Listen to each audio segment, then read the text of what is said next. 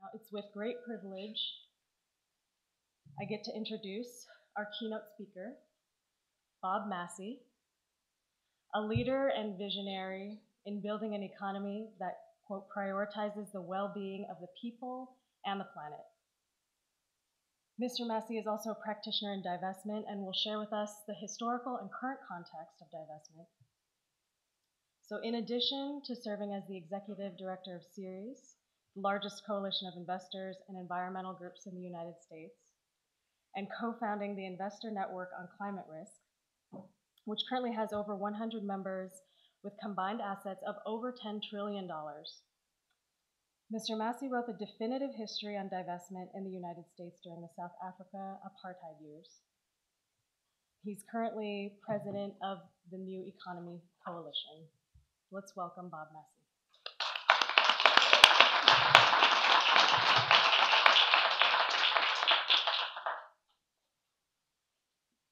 Thank you very much. It's a pleasure to be with you, with some friends that go back some years and some new friends. I'm going to talk for about 25 or 30 minutes, and then we'll take about 10 minutes of questions. And I am delighted that the topic of this conference or gathering is exploring the mechanics of divestment.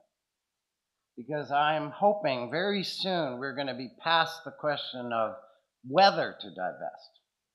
I'm going to talk about the arguments for divestment, but really, in my judgment, after working on this for many years and we should be talking about how to divest, not whether.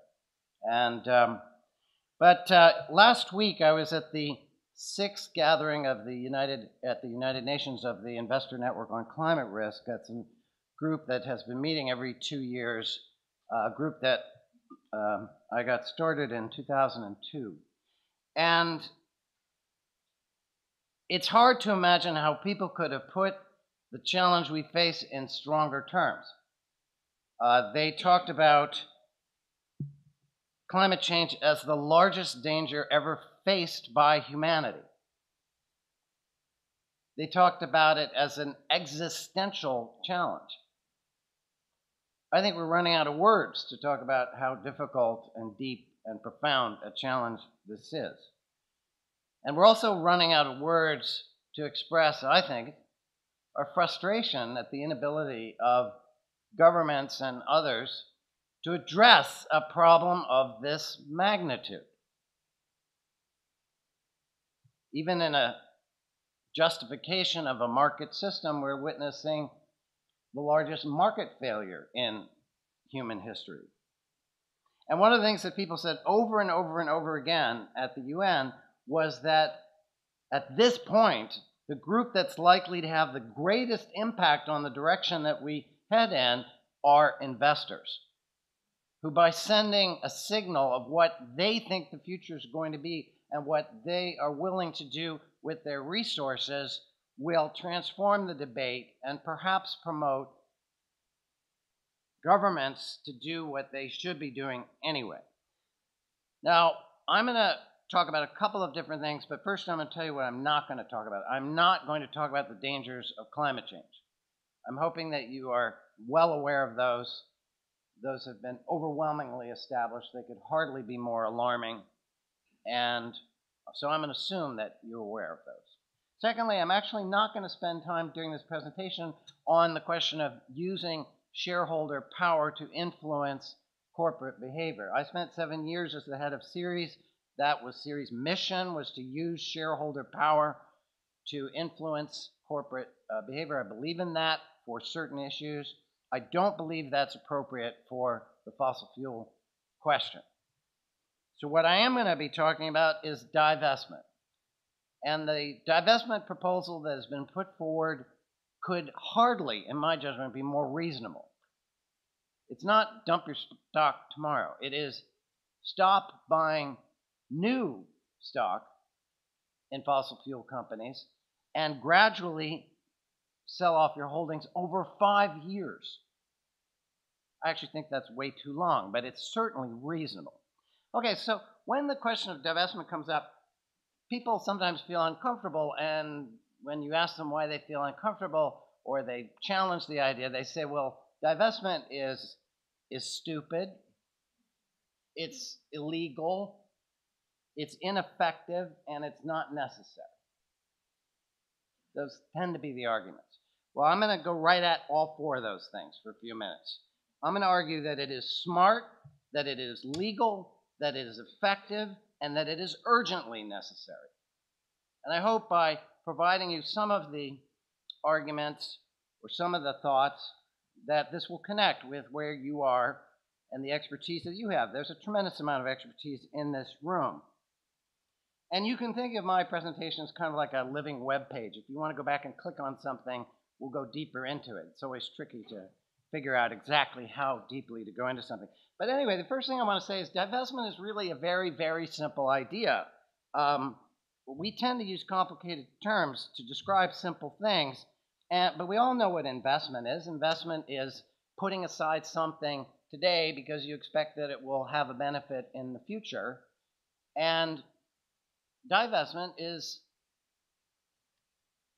returning that is selling that because you believe you no longer have confidence in that future.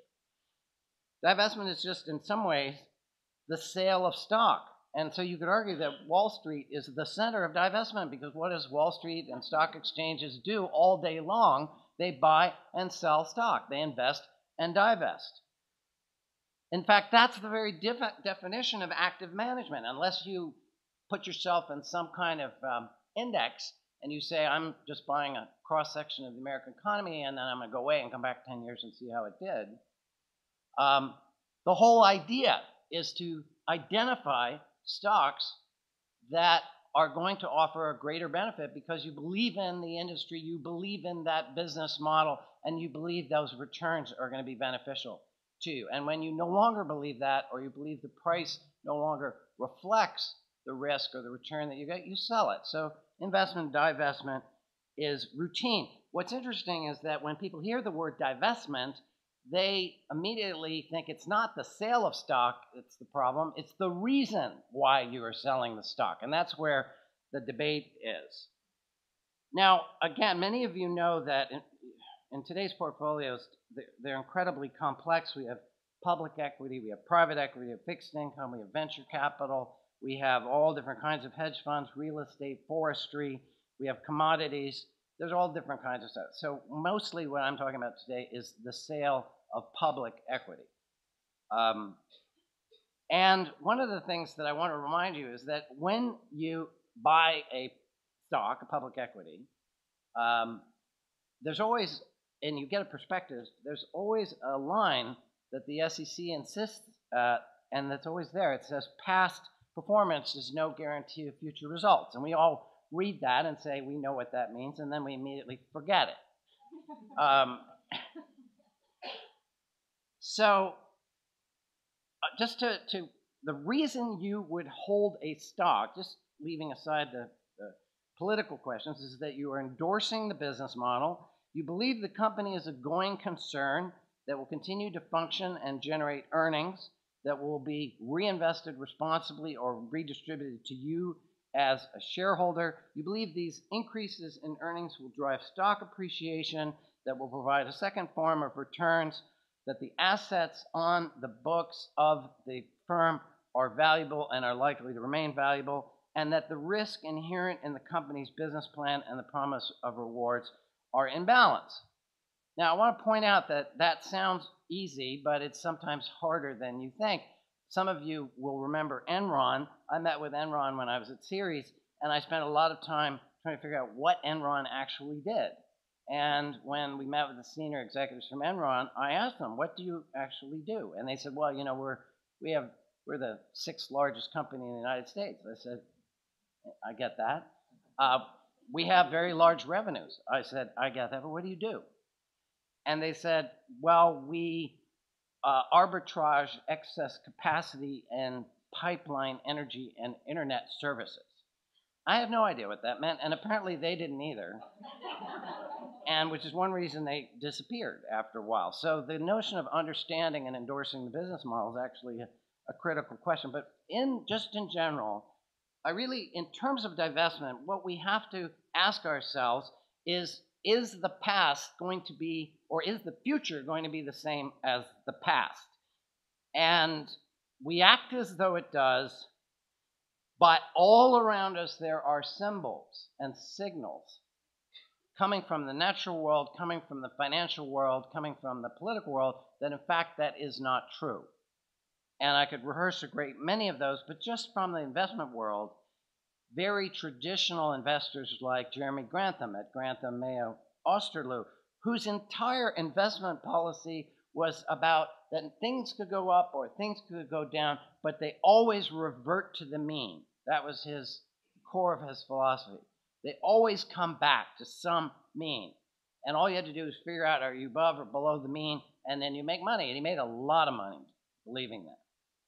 Well, he doesn't believe that anymore, because he believes that the mean has actually shifted, that what is possible in the future is different from what was possible in the past. And I'm sure many of you are familiar with Mohammed El-Arian of PIMCO, who talks about the new normal, about fundamental structural changes that are taking place in the world economy, including climate, including inequality, including unemployment, which make the future very, very different from the past.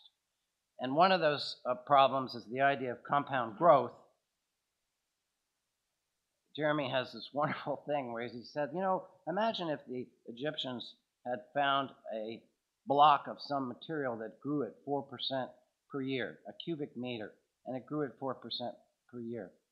3,000 years later, how big would it be? Well, it turns out it would fill the volume of the solar system. So that's what compound growth means. And we're on a path now of continuing compound growth in the consumption of a whole range of resources, and we are starting to bump against serious limits.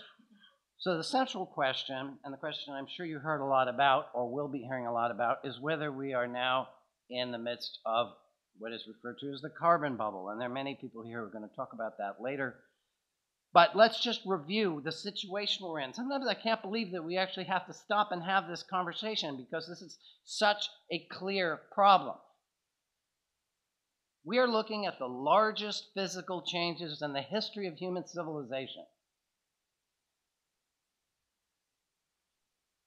If that's true, that's likely to affect industries and regions. And if that's true, then anyone who has a diversified portfolio will discover that they have substantial embedded climate risk in that portfolio. And then if that's true, then anyone who wants to invest wisely or wants to be a good fiduciary has a duty to examine what the nature of that risk would be. And we're at the point now where you really can't say as an investment manager or as a fiduciary of some kind, well, I didn't know about that. Nobody was clear about that. It's clear. And one of the things that's so important, was clear at the UN, is that this is spilling over now, not just into energy, but into virtually every zone. And we know it. I mean, all you have to do is open the paper and look at all the changes. I don't know exactly the degree to which the California drought is affected by climate, but the least water since 1849, that's a signal. Bears awake because it's not cold enough to sleep. That was in yesterday's paper. That's a signal. And on and on and on. And I just want to remind you, we are not very good at thinking about the future. I want to tell you, we're also pretty bad at remembering the past. How many of you remember the tech bubble? That wasn't that long ago. That wiped out $5 trillion in assets in about 2 years. Cisco dropped 86%. Amazon went from 100 to 7. GeoCities was bought for $3.57 billion and then shut down. The Learning Company was bought by Mattel for $3.5 billion in '99 and sold off for $27 million the following year. And WorldCom and Adelphia, I mean, that was just an explosion of destruction of value. But we didn't stop there. Just a few years later, we had the housing bubble, which wiped out $7 trillion in the United States alone and killed off 30% of the value of most homes and devastating the middle class. All of that happened recently. So we ought to be a little sensitive to bubbles.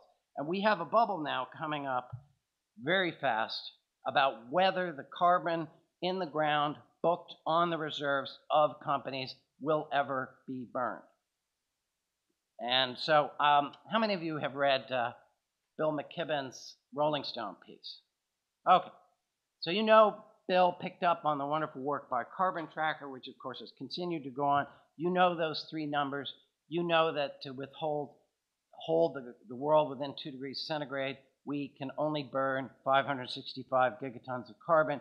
You know that there are 2,795 gigatons of carbon on the existing balance sheets.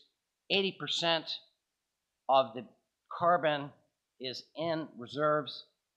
If it is burnt, it wrecks the planet, and if it is not burnt, it wrecks the companies that own it. It's a pretty simple equation. And yet, despite the fact that it's a simple equation, people are not acting as though this is ever going to be a problem. And that's really one of the things that you need, no matter how you're approaching the question of divestment. We are headed for a huge, massive cliff that everyone can see, and we are not taking our foot off the brake. We're just going to just go right off it right now. And you have to realize that if you own stock in a fossil fuel company, what you are basically doing is betting that governments will never act. Because governments do eventually act, they are going to take actions that will strand those assets, and report after report after report is coming out now, causing the value of those companies to drop by 40, 50, 60, 70%. Doesn't look like it now, but that is what is predicted. And you know, the thing that is really incredible, if you happen to be a shareholder in any of these companies, is rather than take the money that they're earning now and giving it back to you in the form of a dividend so you can put it in something else, perhaps even clean tech, they are about to put $600, $700 billion into digging for new reserves. The 80% that we can't burn isn't enough. They're going to dig for new reserves. And you know what the real irony is? They've managed to melt the Arctic, and you know what their reaction to that is? Whoopee, we can drill for oil where there used to be ice. And that's what's happening all over the world. A huge amount of oil lies under what used to be the Arctic ice. All right, so we'll come back to that. But that's why it is smart, is because divestment is anticipating a bubble that is headed at us and that we are not going to be able to avoid. Now, the other question is it legal? Well, I'm not a lawyer. I've spent a fair amount of time around law schools. I was a visiting scholar at Harvard Law School for a while, but that was, just letting me in so I could listen in on the side. But the core thing that, of course, we always end up debating is fiduciary duty. And in my book on South Africa, I wrote a lot about fiduciary duty. And, in many ways, it is a very simple concept. Again, people make things harder than they really are. It means that when you've been given something to protect, that you are responsible, that when you have been given something that has been entrusted to you, you must keep that trust. And in simple terms, that means you have a duty of loyalty and a duty of care. Duty of care means that you are going to really take care of it and not do crazy stuff with it. And duty of loyalty is that you're not going to spend it on yourself or figure out some way to have self-dealing. That's pretty logical. But fiduciary duty is a concept that opens up a conversation. That's something that Felix Frankfurter said. He said fiduciary duty is the beginning of a conversation, not the end of it. And the way fiduciary duty is often used in this field is it like some Harry Potter spell. People say, I'd like to raise the question of divestment. And somebody goes, fiduciary duteous. And you're supposed to freeze. And a lot of people do freeze because they don't know very much about it, because it has its technical thing. But I'm going to walk you through just a few little pieces of it. a couple of wrong arguments that you're likely to hear. So first of all, fiduciary duty does not mean doing what everyone else is doing. That's, when a kid does something wrong and the parent queried, well, everybody else was doing it. Well, that's not fiduciary duty. And we do have this problem that I mentioned before, that very often trustees or people who are fiduciaries of various kinds say, well, what should I do in the future? And they often have advisors. Some of you may be pension consultants or advisors. And very often advisors say, well, look, here's what everyone else is doing, and here's what's happened in the past. And so the safe thing for you to do would be to keep doing that. And then when something goes wrong, the trustees say, it's kind of like Adam and Eve. The trustees say, well, Eve told me to do it. And then Eve says, the snake told me to do it. There's a lot of passing the buck as to who was responsible for a poor decision. But we are at a point now where the future is different from the past. So we have to be making our policy on the basis of the future. And so for those of you who are in the position of advising trustees, I want to ask you, are you talking about the dangers of the carbon bubble? Are you talking about the potential problems of stranded assets? For those of you who are being advised by consultants, are they asking you, or are you asking them? Is this a discussion? The biggest problem here is silence. And I think I would be willing to predict that it's only a matter of time before somebody takes a swipe at either a group of fiduciaries or a group of pension consultants and says, the failure to address a fundamental, known, massive, destructive force as in terms of the future of that investment policy is a breach of fiduciary duty and therefore grounds for a lawsuit. And at that point saying, well, nobody else was doing it is not going to be a successful defense. So we talked about the wrong argument number 2, that you have to do what one is have to do what everyone else is doing. Another is that you use benchmarks against the past. Benchmarks against the past are helpful. It's easier to do math about the past than the future, but they can be misleading.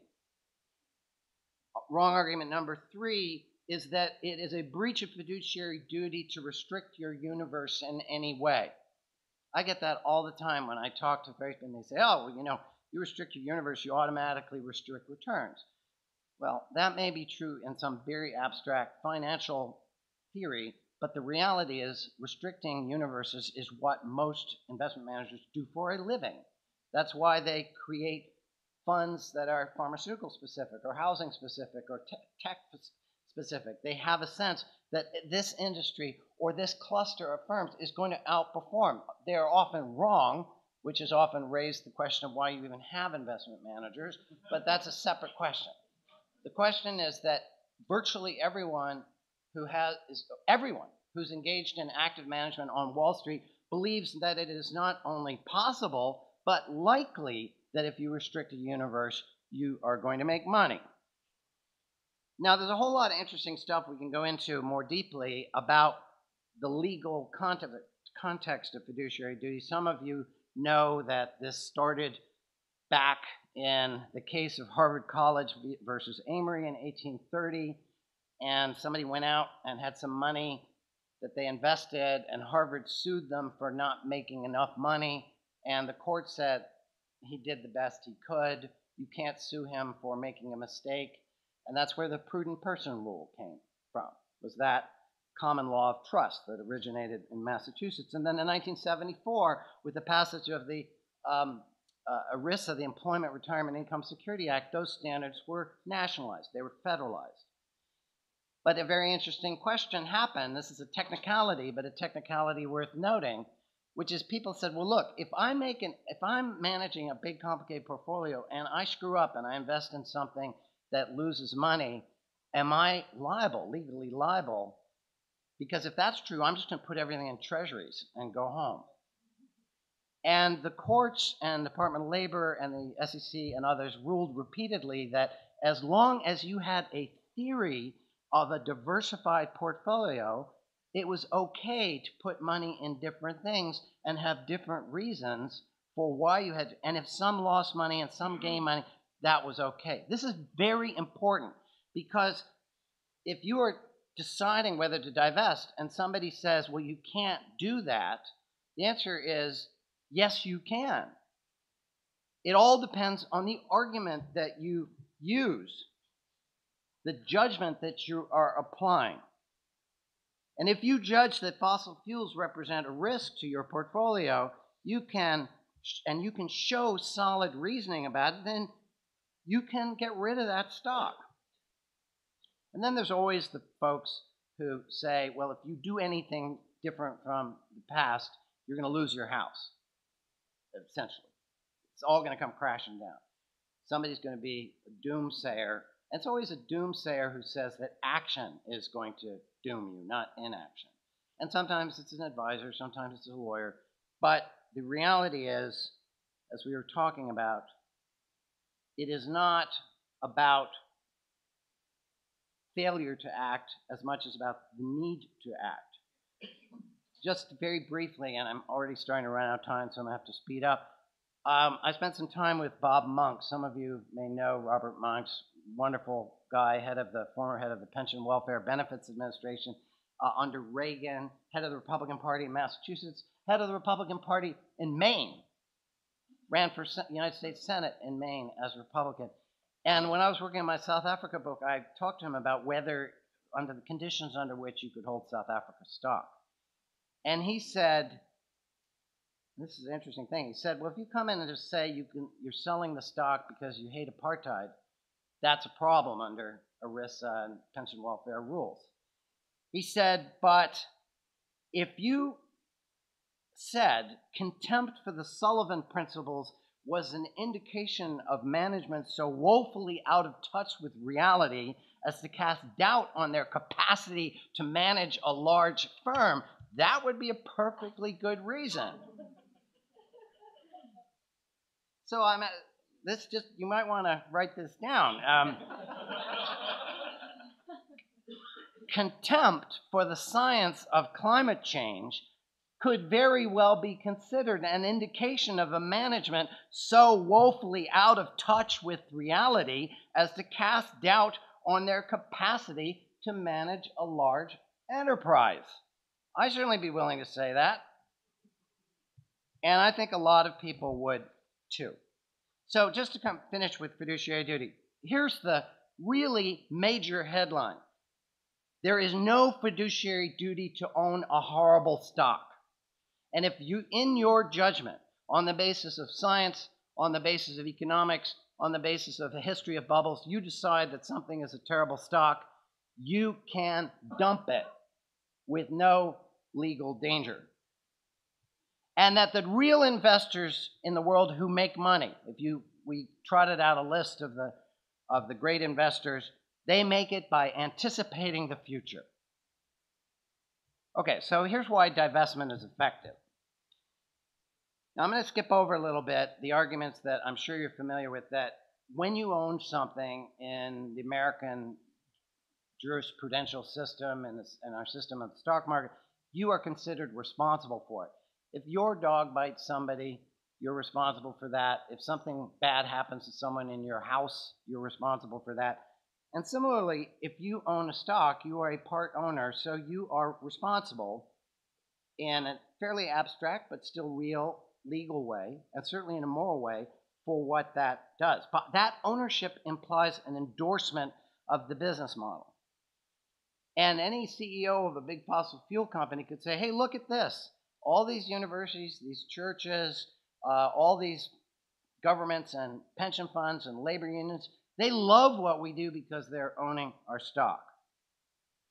Well, that was the issue that came up in South Africa. And in case that you're dying to know about this in detail, I have written a 750-page book that doubles as a doorstop or as something you can use for biceps curls.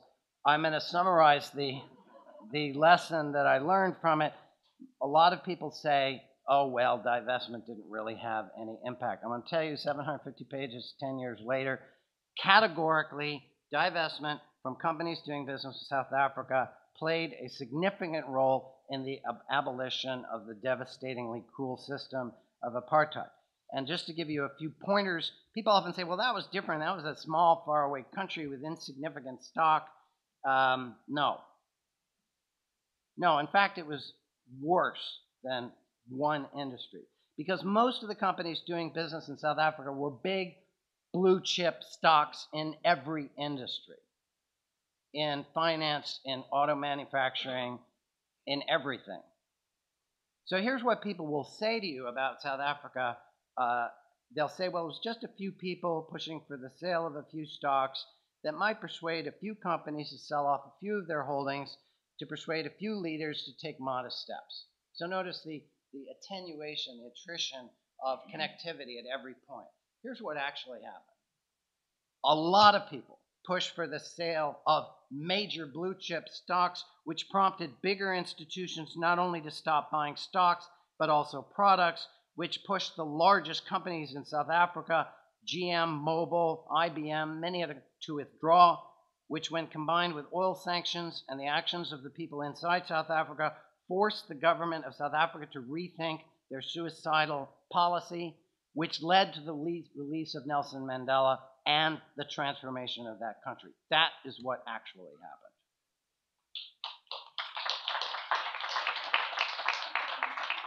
And one should also remember that while this debate is taking place within the investment community, it is being watched by people outside. And I could give you some lovely, I'm going to summarize very quickly. In Connecticut, back in the South African era, there was a bill for divestment that passed in the winter of '81, and it got 2/3 in both houses, House and Senate, and then suddenly everybody realized that this would mean the divestment of stocks headquartered in Connecticut, like Cheeseboro Pond, Loctite, Olin, Parker Elmore, Union Carbine, United Technologies, Xerox. Bit of a problem to be dumping stock from companies that were headquartered there. So the treasurer, Henry Parker, who was an African American, wrote to 9 funds managers and consultants for their opinion, and it's really interesting. I don't have time to go into it, but here's the interesting thing. 9 studies were done. 3 said that divestment would lead to the end of civilization and capitalism as we know it. 3 said it would be a wash, and 3 said that if you invested in out of blue chips into mid-cap domestic markets that has higher returns, higher risk and higher returns, you'd probably make money, which is actually what happened, by the way. Very embarrassing for all the theorists on both sides, really, is that when funds were divested, people made more money. They didn't lose money. So that happened in Connecticut. It happened in Massachusetts. It happened all over the country. Bills like that passed in Alabama, California, Colorado, Delaware, Florida, Georgia, Illinois, Indiana, Iowa, Kansas, Maryland, Michigan, Minnesota, Nebraska, Nevada, New Jersey, New York, Oregon, Pennsylvania, Rhode Island, Texas, Washington, and Wisconsin. And there began to be a real national movement. In the city of New York, an amazing battle between Carol Bellamy, the head of the city council, Harrison Golden, the controller, and the mayor, Ed Koch, who did not want to divest. And again, I won't go into the great detail. Harrison Golden wrote to a whole lot of companies asking them to withdraw from South Africa, and the CEO of a company called Sedco wrote back and on the letter, our mission is to return a profit for our shareholders by serving our customers, and if your philosophy does not agree with ours, you should invest your funds elsewhere. So the CEO was promoting divestment. Any case, eventually they blocked city funds from being invested in banks. They sold off their stock, and that sent a bad rail. But the big story I want to try to wrap up with is what happened in the United States Congress. Now, in the United States Congress in the mid-'80s, we had a Republican president, a very popular Republican president at that time, Ronald Reagan, in his second term. We had a Senate controlled by Republicans. The chance of the Republican Senate passing a sanctions bill were considered to be 0, and of the president signing it, double 0. And yet here's what happened. Because of the divestment movement that was sweeping through the capitals, because so many investors were saying, this is not acceptable to us, and in fact, not just our stock, but beyond, a bill not only passed the House, but passed the Republican Senate. This bill was advocated by Richard Lugar of Indiana and Nancy Kassebaum of Kansas, and they went up to the White House. This scene is actually captured in the movie The Butler, where they go up and meet with Reagan, and Reagan says, "Tough, I'm not going to sign this bill. I'm going to veto this bill. Mr. President, don't do that. Too bad. I'm doing it. I think this would harm the people we want to help." So he vetoes it. So who leads the charge for the override? The Republican Party. The Republican Party led the override of their popular president's veto. And that is, I'm telling you, as crazy as the idea of the Congress of the United States right now doing anything serious on climate. But it happened because of what was happening around the country. And it succeeded. Ronald Reagan had only one veto on foreign policy overridden in 8 years as president, and that was it. And that was in 86. Companies withdrew in 88. Mandela was released in 90.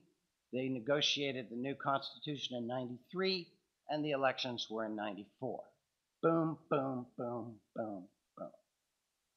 So if somebody says divestment is not effective, you just need to go on Amazon and dig up a 15-year-old copy of my tome and say, read this, and good luck. Now, I just want to tell you, and as I finish, that what's really important here is that you are part of a major struggle, but it's a major struggle that's also bubbling up all over the country under the heading of a desire for a new economy. And that's what I'm doing in the other part of my life. Because all over, people are saying, you know what? Our energy systems don't work. Our food systems don't work. Our system of generating jobs and distributing opportunity and wealth and income doesn't work. Our education system is not preparing our kids properly. Or if you happen to be a young person, it is not. So, and there is a growing movement, loosely called the New Economy movement, where there is dissatisfaction. We saw a flaring up of it in Occupy, and I just want to tell you, I'm in touch with hundreds of groups that are trying to figure out a way how to come together to talk about what kind of economy we really want. Not one that's controlled from the top, not one that's controlled by a few people who are permanently ensconced in Congress or a few major corporations or the very wealthy, but one that really speaks to us. And you are part of that. The New Economy Coalition has 70 organizations now working on what we call evolutionary reconstruction and checkerboard strategies, and I'd be happy to talk to you more about that. But this is a historical moment where a great many things are happening at once. That's why when 350.org proposed the student divestment movement, I was not surprised. I was delighted, but I was not surprised that 340 campuses picked it up immediately. South Africa took longer because we didn't have the internet. Now ideas can spread very, very quickly. So I just want to say that each of you has a responsibility. Many of you already have accepted or taken that responsibility, and I want to thank you for that. And for those of you who realize you still have some choices to make, I want to urge you to bear down and make those choices, because the future is different from the past. And you can be a caboose dragged along by events, waiting cautiously to see what happens, or for someone to tell you that it's okay to move. Or you can be an engine, leading people on the basis of what you see as the future, what you identify as the dangers, and what you understand are the opportunities. So just to review, climate is an existential danger to our people, to our planet, oh, and by the way, to our portfolios. Fossil fuel stocks are inflated by the carbon bubble. You can commit to divestment because it is so simple. Just don't buy any more and announce that. And then sell over 5 years. anybody who can't rebalance their portfolio, any professional can't rebalance a portfolio, doesn't know what he or she is doing. I mean, those are rebalanced all the time. Don't be pressured into accepting the logic of the past by people who cannot see the future. Turn to the great investors, Buffett's, Soros, Tom Steyer, Grantham, who have fixed their eyes on what is happening and are speaking to this directly and boldly. You know, people in public service or in doing civic work often say, you know, wouldn't it be great if I'd lived in a really exciting time when it really mattered what we did? I wish I'd lived in the Revolutionary War. I wish I'd lived in the run-up to the Civil War. Maybe I could have done something. I'd love to have been a leader in the civil rights movement or whatever it is. I just want to tell you, if you have that wish, you got it. This is a decisive, perhaps the decisive moment in American history. All the generations before us were not aware of what we are facing, and the generations after us are going to be looking back and saying, what the hell was their problem that they didn't act? It is really a pivot point. There are 100 billion human beings who have lived on this planet over the history of our species. And we are a small subsection of people who have the power to alter what happens. So I'm going to finish with a quote from Albie Sachs. Albie Sachs was a white lawyer from Cape Town who became a member of the African National Congress. He fled to Mozambique to avoid being imprisoned. The South African secret police tracked him down. They put a car bomb in his car, and when he opened the door, it blew off his arm and blinded him, but it did not kill him. And when he recovered, and when South Africa became a democracy, Albie Sachs, who I've met, an amazing, amazing human being, became a member of the Constitutional Court, essentially a Supreme Court justice in the new country. And this is a passage that comes from a lovely book called The Soft Vengeance of a Freedom Fighter. And it's about what he was thinking as he was standing in line to vote in the first truly democratic election in the history of that difficult country. And this is what the quote is. He asked himself, did things just happen, or did we make things come about? I knew that nothing we were living through had just come to pass. We had willed it all, never given up, never let go of the basic ideas. Yes, we had believed. Belief had been fundamental, but we had backed it up with endless hard work and learned how to do things together and to accommodate the fears and interests of others and to survive the sarcasm and disbelief of those who regarded themselves as more knowledgeable than ourselves about what they called the real world. And we just kept on going, on and on, until at last the impossible became first feasible, then real, and finally inevitable. Your leadership has placed you in a unique spot. The vision of the future is actually in your hands. The keys to the future are in your hands. History is poised, waiting to see what we will do. And I think you in this room have both the obligation and the opportunity to act. Thank you.